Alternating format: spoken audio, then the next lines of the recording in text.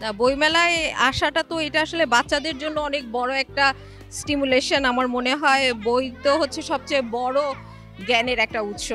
এখন আমরা সবকিছু পিডিএফ এ পাই, কিন্তু একটা সময় তো আমরা বই পড়েই সব রকম রিক্রিয়েশনটা আমাদের হতো। তো আমি চাই আমার বাচ্চাও যেন বই পড়ে, এই জন্য ওকে নিয়ে আসা।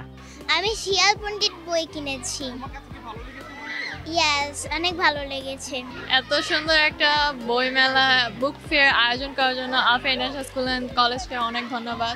এখানে আমরা অনেক ধরনের বই পাচ্ছি, যেরকম বাচ্চাদের বই আছে, তারপর অনেক জ্ঞান বৃদ্ধির জন্য বই আছে, তারপর বাংলা বই থেকে শুরু করে ইংলিশ ভার্সন বই পড়ার জন্য অনেক ধরনের বই আছে এখানে।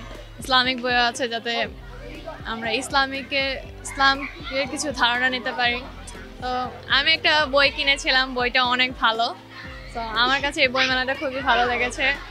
রিয়েল পাবলিকেশনের সবগুলো বই পাওয়া যাচ্ছে। আর আমাদের অভিভাবক যারা আছেন বাচ্চাদের জন্য বিশেষ করে শিক্ষণীয় বইগুলো বেশি পছন্দ করছেন। তারা আমাদের এখানে ছোটদের এনসাইক্লোপিডিয়া একটি বই আছে, মজার মজার জানার অনেক কিছু আছে, এই ধরনের বইগুলো তারা চাচ্ছেন বিশেষ করে। এছাড়া শিশু কিশোর সমগ্র আছে, নির্বাচিত শিশু কিশোর সাহিত্য একটি বই আছে, যেখানে অনেকগুলো গল্প তারা একসাথে পাচ্ছেন।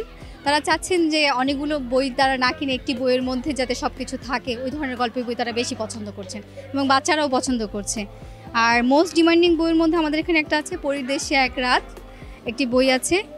এখানে আছে রাজকন্যা অমরাবতীর একটি বই আছে এবং ফরুক আহমেদ স্যারের একটি বই আছে শিশু কিশোর সমগ্র। এই বইগুলো আমাদের কাছে বেশি প্রাধান্য পাচ্ছে আর কি গার্জিয়ানদের কাছে। আমাদের বইমেলা শুরু হয়েছিল 31শে ডিসেম্বর থেকে 9 তারিখ পর্যন্ত চলবে। এখনও যারা আমাদের বইমেলায় আসেননি তাদেরকে আমরা আমন্ত্রণ জানাচ্ছি আমাদের স্টলগুলো ভিজিট করার জন্য। এখানে বাচ্চাদের জন্য অনেক আকর্ষণীয়, অনেক শিক্ষণীয় কিছু বই আছে। আমরা আশা করব বাচ্চারা বইগুলো কিনে উপকৃত হবে এবং তারা অবশ্যই আনন্দিত হবে।